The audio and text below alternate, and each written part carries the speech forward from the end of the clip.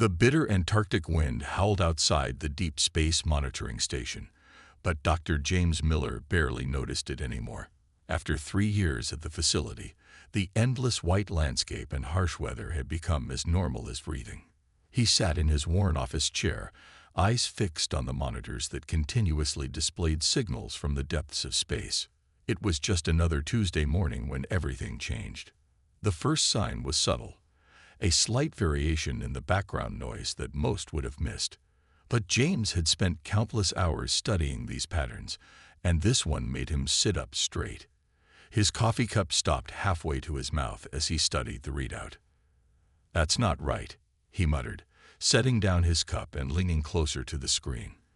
The signal wasn't random. It had structure, a pattern that repeated every 12 seconds with mathematical precision. His fingers flew across the keyboard, running the standard analysis programs.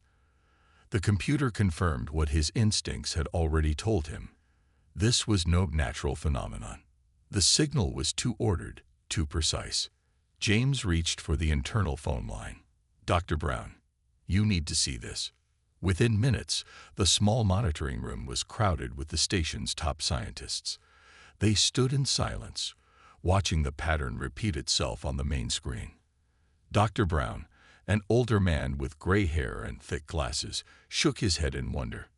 "We're looking at an artificial signal," James explained to the group. "The pattern includes basic mathematical sequences, prime numbers, Fibonacci series, and what appears to be a coordinate system unlike anything we use." "Could it be a glitch?" asked one of the younger researchers. James shook his head. "We're receiving it from 3 different arrays. And look at this." He pointed to a new section of data scrolling across the screen. "It's not just mathematics anymore. These patterns are becoming more complex.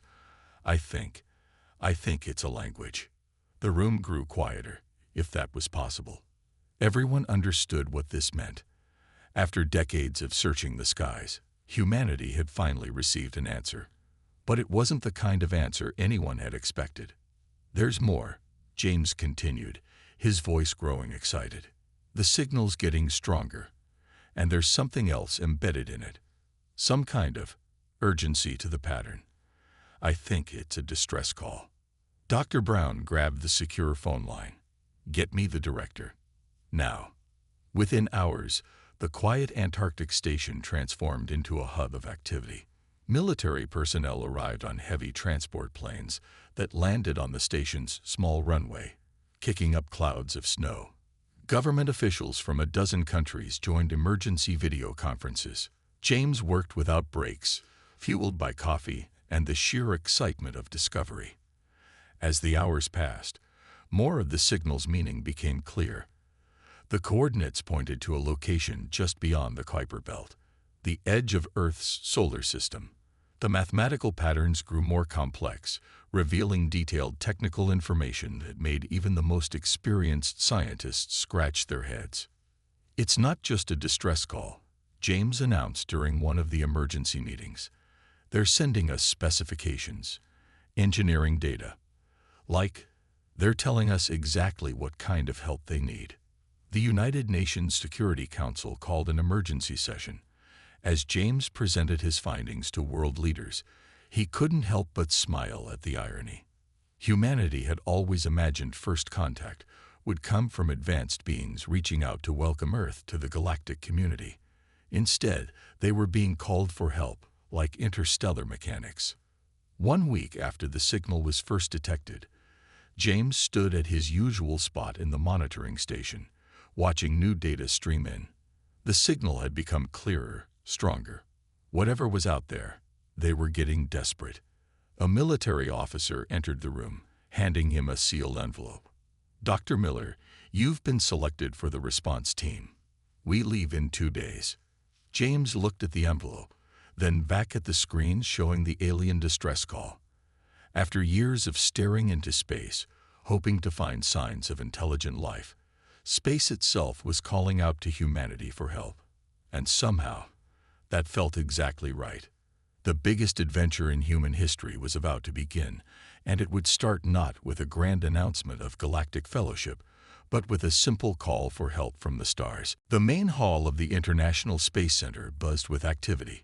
Large screens covered the walls, showing spacecraft designs and mission plans. In the center of the room, Captain Ann Roberts stood looking at a holographic display of Earth's 3 largest space vessels. These ships weren't meant for deep space travel. They were built for Mars missions, but now they were humanity's best hope for reaching the stranded alien fleet. "The engines need to be modified," one of the engineers said, pointing at the display. "The current design won't last for a journey this long." Anne nodded. She had been chosen to lead this mission, not just because of her spaceflight experience, but because she knew how to make tough decisions quickly. "How long will the modifications take?" 3 days if we work around the clock." "You have 2, she replied. The engineer didn't argue. Everyone understood what was at stake. In other parts of the facility, crews worked nonstop to prepare the ships. The original Mars landing equipment was removed to make room for extra fuel tanks. Engineers installed new communication systems designed to send signals across the vast distance of space. Medical teams packed supplies for every possible emergency. Dr. James Miller arrived from Antarctica, bringing his team of signal experts. They had decoded more of the alien message, and the news wasn't good. "Their main power systems are failing," he explained during the mission briefing. "Whatever is causing their problems is getting worse. We have maybe 2 weeks to reach them before their life support systems shut down completely." Anne studied the crew manifest in front of her. They had picked the best people Earth had to offer. Engineers who could fix anything, pilots who had flown every type of craft ever built, and scientists who understood space better than anyone else. "Remember," she told them, "we're not just representing our countries anymore. We're representing Earth. Everything we do from this point on will show these aliens who we are as a species." The preparations continued day and night. Some of the crew practiced emergency repairs while wearing spacesuits. Others ran simulations of possible rescue scenarios. No one complained about the long hours or hard work. They all knew they were part of something bigger than themselves. On the day before launch, Anne walked through the largest ship, which they had named Hope. The corridors were cramped with extra supplies and equipment. Every spare space had been filled with something they might need. They couldn't know exactly what they would face out there, so they had to be ready for anything. She stopped at the observation deck and looked out at the other 2 ships, Courage and Unity. Together, these 3 vessels would carry humanity's first deep space rescue mission. The thought both excited and scared her. "Captain," a voice called from behind. It was Tom Parker, their lead engineer. "Final checks are complete. All systems are ready." "How do you feel about these modifications?" she asked. Tom smiled. "Our technology might look simple to these aliens, but sometimes simple is better. No fancy parts to break down. No complicated systems to fail. Just solid engineering that we know works." The launch countdown began early the next morning. Millions of people around the world watched on their screens as the 3 ships prepared for takeoff. In mission control, Dr. Miller continued to monitor the alien signal, which grew more urgent with each passing hour. As Anne strapped herself into the captain's chair on Hope, she thought about what they might find out there. The aliens had technology far beyond Earth's understanding, yet they needed help from a civilization that had barely reached its own moon. "All ships report ready," the launch controller announced. Starting final countdown. The engines roared to life, their power shaking the massive vessels. Anne felt the familiar push of acceleration as Hope lifted off the ground, followed closely by Courage and Unity. As they broke through Earth's atmosphere, Anne sent a message to the other ships. "Whatever we find out there, we go together." Earth's first deep space rescue mission is now underway. The 3 ships lined up in formation and fired their main engines. In a flash of light, they accelerated away from Earth, heading toward the distant coordinates where someone waited for help. Humanity's biggest adventure had begun, and no one knew exactly what they would find at the end of their journey. but they were ready to face whatever challenges waited for them in the depths of space. 2 weeks into their journey, the 3 Earth ships moved through the darkness of deep space. Inside the lead ship Hope, Captain Ann Roberts floated in the observation room, watching the distant stars. Earth was now just a tiny blue dot behind them, barely visible among countless other points of light. The ship's communication system crackled to life. "Captain, you need to see this," Dr. Miller's voice called from the science lab. "We've decoded more of the alien message." Anne pushed off the wall and moved through the ship's corridors with practiced ease. In the lab, screens covered the walls, showing streams of data and complex patterns. Dr. Miller pointed to one of the displays. "Look at these readings," he said, his eyes wide with excitement. "Their ships are massive. Each one is like a floating city. But that's not the strange part." He pressed a few buttons, bringing up new images. "Their engines, they're nothing like we've ever seen. They don't use fuel like we do. They somehow pull energy directly from space itself. Then why do they need our help?" Tom Parker asked, floating near the doorway. The engineer had been listening with growing interest. "Because something out there is draining their power," Dr. Miller explained. "Whatever it is, it affects their advanced technology in ways they don't understand. That's why they called us. Our simpler technology might be their only hope." A sudden alarm interrupted their discussion. Red lights flashed throughout the ship as the emergency system activated. "All hands, secure stations." Anne's voice commanded over the intercom. She pushed herself quickly to the bridge, where the pilot was already checking readings. "Micrometeoroid field ahead," the pilot reported. "Our radar just picked it up. Too dense to go through." Anne looked at the tactical display. Thousands of tiny rocks filled the space in front of them, each one moving fast enough to punch through their hulls. Going around would take precious time they didn't have. "Unity to Hope," a voice called over the radio. "We're picking up something strange about these rocks. They're moving wrong." Tom studied the readings from his engineering station. "He's right. These aren't natural movements. It's like they're being pulled towards something." Anne made a quick decision. "All ships, hold position. Tom, launch a probe. Let's see what we're dealing with." The small probe shot forward, its cameras sending back clear images. As they watched, the tiny rocks seemed to dance in space, following invisible paths that defied normal physics. "It's some kind of gravity distortion," Dr. Miller said, studying the data. "Similar to what's affecting the alien fleet. We might be getting close to whatever caused their problems." Tom looked worried. "Our ships weren't built to handle this kind of gravitational stress. If we go through there—" "We don't have a choice," Anne interrupted. "The aliens are running out of time." She opened the channel to all 3 ships. "Listen up. We're going to form a tight formation. Unity and courage. Stay close to Hope. We'll adjust our speed to match the gravitational patterns. Tom, route extra power to the hull reinforcement." The 3 Earth ships moved closer together, their formation tight and precise. As they entered the field, the ships began to shake. Outside, streams of rocks flowed around them like rivers in space, some missing their hulls by mere meters. "Hull stress increasing," Tom reported, his fingers dancing over the controls. "But the structure is holding. Our old-fashioned metal is tougher than it looks." Slowly, carefully, they made their way through the field. Several times, smaller rocks hit their hulls, causing loud bangs that echoed through the ships. But their formation held, and their simpler construction proved strong enough to take the impacts. After what felt like hours, they emerged on the other side. The ships were dented and scratched, but intact. "All ships report status," Anne commanded. "Unity here. We're banged up but functioning. Courage reporting. All systems operational." As the immediate danger passed, Dr. Miller checked his instruments. "Captain, the alien signal is much stronger now. We're getting close." Anne nodded, looking at the star field ahead.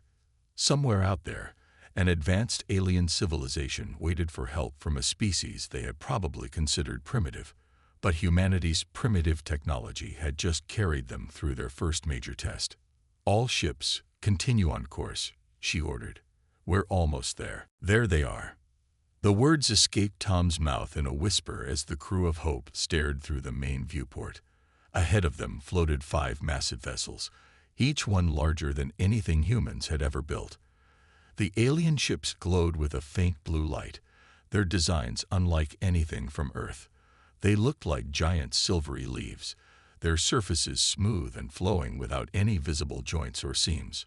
Captain Ann Roberts had seen many amazing things in space, but this sight left her speechless. The smallest alien ship was bigger than New York City, and the largest could have housed half of London. "They're beautiful," Dr. Miller said, his instruments forgotten as he gazed at the ships. "But something's wrong with them." He was right. The giant vessels weren't moving properly. They drifted in strange patterns, caught in what looked like invisible currents in space. Their blue glow flickered weakly, like dying light bulbs. "Incoming transmission," the communication officer announced. "It's different from their earlier signals, more complex." Dr. Miller rushed to his station. "They're trying to talk to us directly now." "Let me." His fingers flew over the controls. "There. I'm running it through our translation program." The ship's speakers crackled, and a strange voice filled the bridge. It spoke in a musical language that seemed to have too many notes for human ears. But as the computer worked, words began to form. "Earth vessels. Welcome. Danger here. Careful." "This is Captain Ann Roberts of the Earth ship Hope," Ann responded clearly. "We received your distress call. We're here to help." There was a pause, then the alien voice returned, clearer this time. "We are the Meridians. Our ships, trapped. Energy field, draining our power. Cannot escape." Tom studied the readings from his engineering station. "Captain, look at these energy patterns. Whatever's affecting their ships is getting stronger. That's why their message is breaking up." Ann made a quick decision. "All ships, hold position here. We're outside the worst of the energy field. Tom, prep a shuttle. We need to get closer and see exactly what we're dealing with." The small shuttle launched from Hope's Bay, carrying Tom, Dr. Miller, and Ann toward the nearest alien vessel. As they got closer, the true size of the Meridian ships became clear. Their shuttle looked like a tiny ant next to a whale. "Amazing engineering," Tom muttered, scanning the alien hull. "They're metal. It's not really metal. It's some kind of living material that adapts and repairs itself. But now it's sick, somehow." A large opening appeared in the side of the alien ship, inviting them in.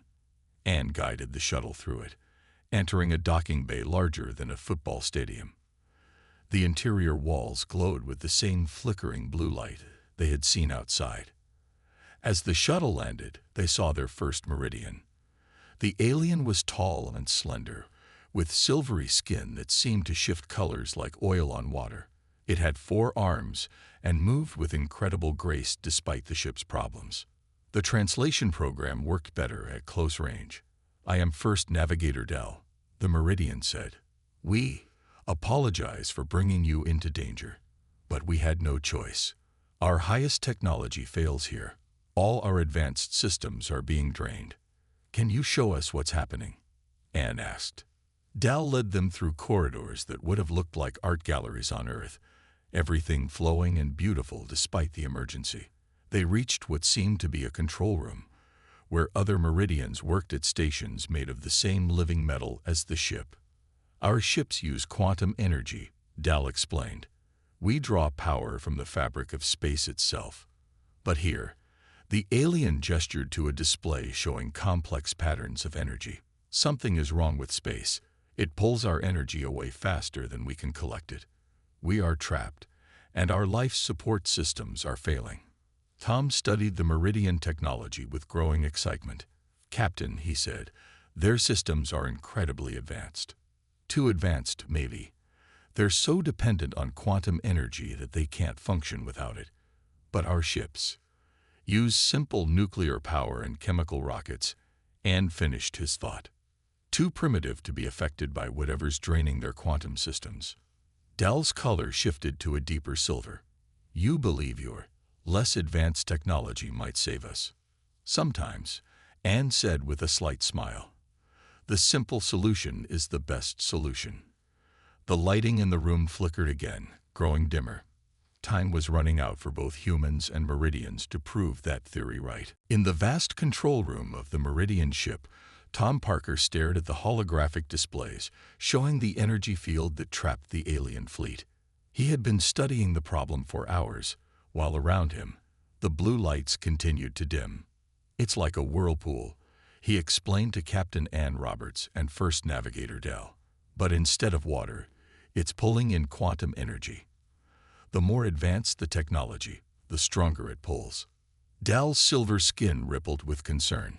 Our engines try to draw more power to escape, but this only makes the pull stronger. We are caught in a cycle we cannot break.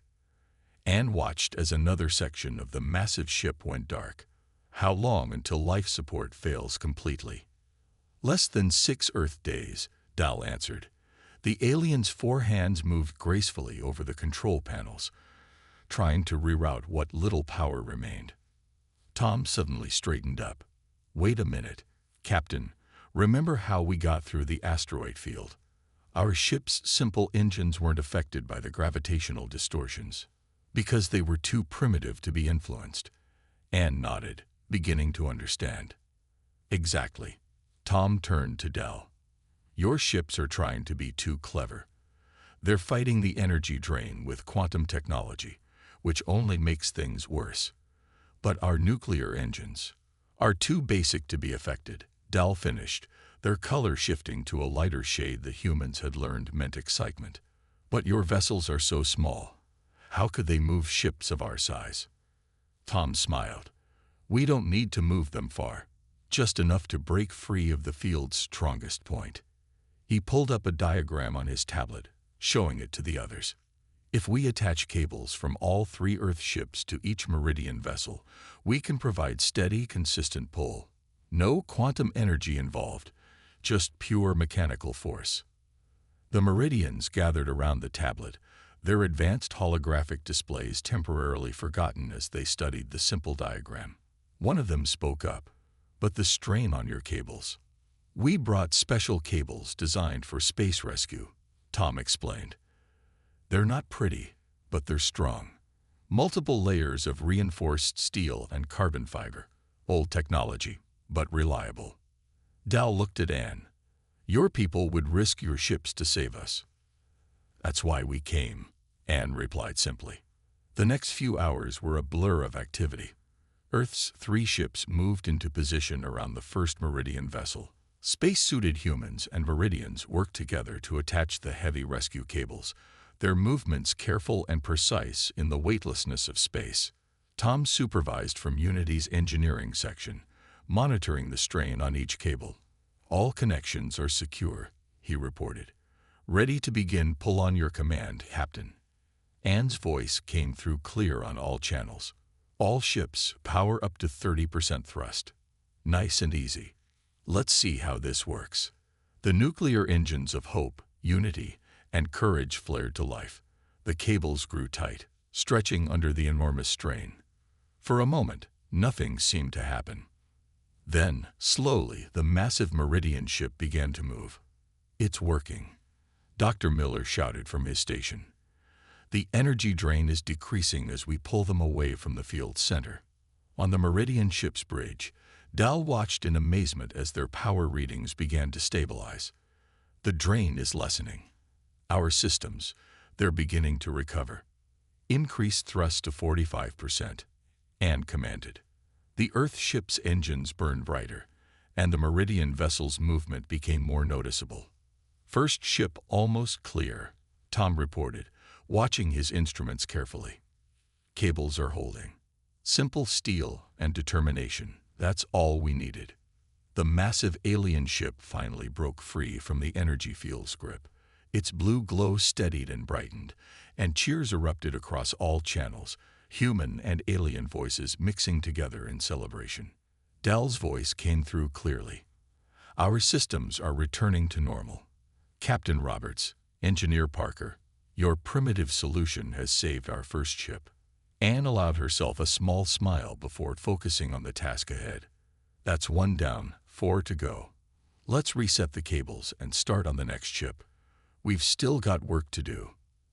As the Earth ships prepared to rescue the next vessel, humans and Meridians worked side by side, proving that sometimes the simplest solutions were the best ones, even in the most advanced situations. 4 days into the rescue operation, the strain was beginning to show. 3 Meridian ships had been freed, but the process had taken its toll on the Earth vessels. Inside Hope's engine room, Tom worked frantically to repair burned-out systems. The engines were never meant to run this long at high power, he told Captain Ann Roberts through his radio. Sweat dripped inside his helmet as he replaced another damaged part. "We've got maybe 2 more days before they give out completely. We need 3 more days to save the last 2 ships," Anne replied. She floated in Hope's bridge, watching the tactical display. The 2 remaining Meridian vessels were deeper in the energy field, making them harder to reach. The radio crackled with Dell's voice from the rescued Meridian command ship. "Captain, our sensors detect the field is growing stronger. It pulls harder on our last 2 ships." Tom finished his repairs and pushed off toward the engine control panel. "If we wait any longer, we might not be able to save them at all." Anne made her decision. "All crews, prepare for double shift. We're getting those ships out now." The rescue cables were reattached to the 4th Meridian vessel, the job now familiar to both human and alien crews working together in space. The Earth ships moved into position, their hulls showing scorch marks and strain from the previous rescues. "All ships, begin pull on my mark," Anne commanded. 3, 2, 1, mark. The nuclear engines roared to life again. Inside Unity, warning lights flashed as systems were pushed beyond their limits. On Courage, the crew worked to redistribute power as their engine temperatures rose to dangerous levels. "Hull stress at maximum," Tom reported from his station. "The cables are holding, but our attachment points are starting to bend." "Keep pulling," Anne ordered. She watched as the 4th Meridian ship slowly began to move. Its progress was slower than the others, the energy field fighting harder to keep its grip. Suddenly, a loud crack echoed through Hope's hull. "Cable 3 has snapped," someone shouted. "Redistribute power to the remaining cables," Anne commanded. "Unity, Courage, increase thrust to compensate." The other ship's engines blazed brighter, their crews pushing them to their absolute limits. Inside Hope's engine room, Tom raced to prevent a complete system failure. "Temperature critical in all engines," he reported. "We can't keep this up much longer." The Meridian ship moved painfully slowly through space. Minutes stretched into hours as the Earth ships fought against the invisible force trying to hold their alien allies. Finally, after what seemed like forever, the 4th ship broke free. Its lights flickered and then stabilized as it escaped the field's pull. But there was no time to celebrate. 1 Meridian ship remained, and it was the deepest in the field. The Earth ship's engines were badly damaged, their hulls stressed almost to breaking point. "We need at least 6 hours to cool down the engines," Tom advised. "Any more strain, and they might explode." "The last ship doesn't have 6 hours," Dell's voice came through. "Its life support is failing." Anne looked at the damage reports, then at the final Meridian ship waiting to be rescued. She opened a channel to all ships. "Listen up. We didn't come all this way to save only 4 ships. Unity, Courage, take 2 hours to make essential repairs. Hope will handle emergency repairs while moving into position. We're going to try something different."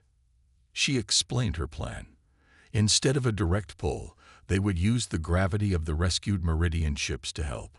By positioning them carefully, they could create a gravitational chain, each ship adding its pull to help the last one escape. "It's risky," Tom said. "If our timing is off by even a second, then we'll have to make sure our timing is perfect," Anne replied. "Everyone knows their part." Let's move."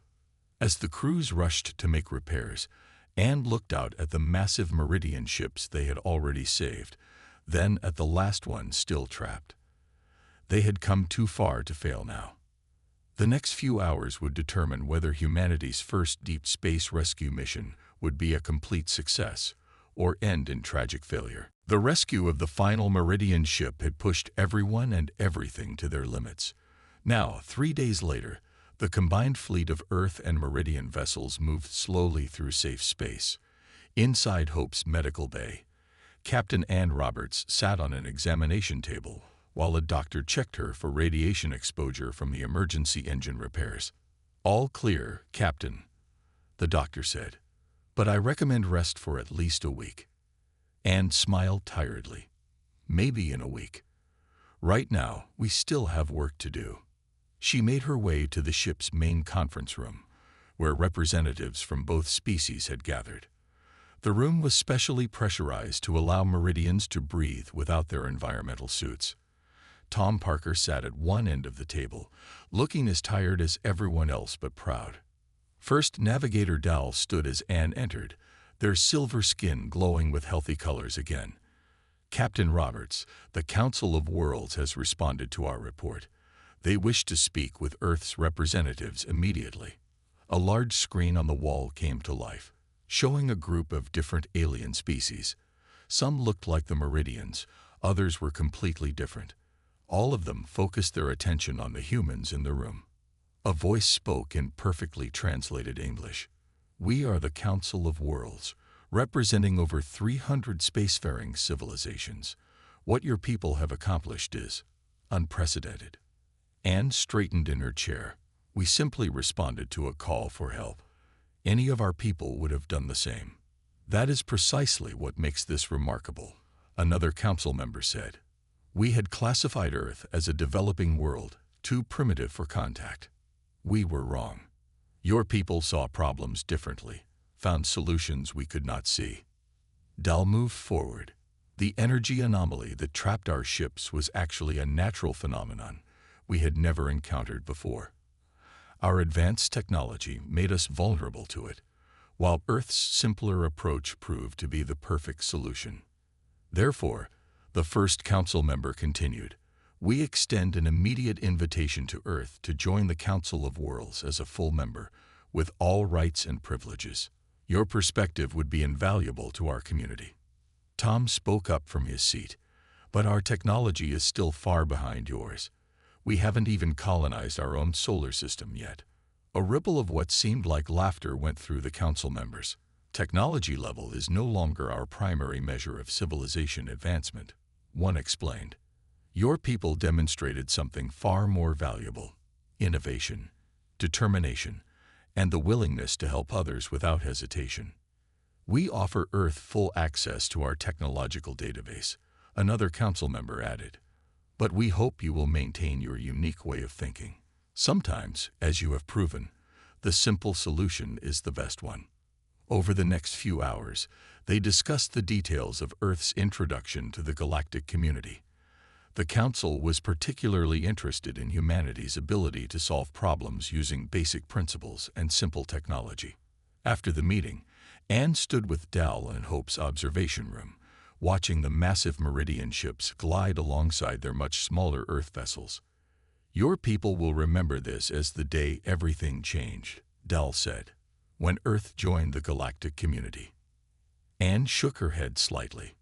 "No, I think we'll remember it as the day we learned that being less advanced doesn't mean being less capable. Every civilization has something to offer, no matter their technology level. A lesson we needed to learn as well," Dal agreed. The Council had become too dependent on advanced technology, forgetting the value of simple ingenuity. Tom joined them, holding a tablet showing repair schedules. "The Meridian engineers want to help us fix our ships for the journey home. They said something about adding a few basic improvements that won't affect our core systems."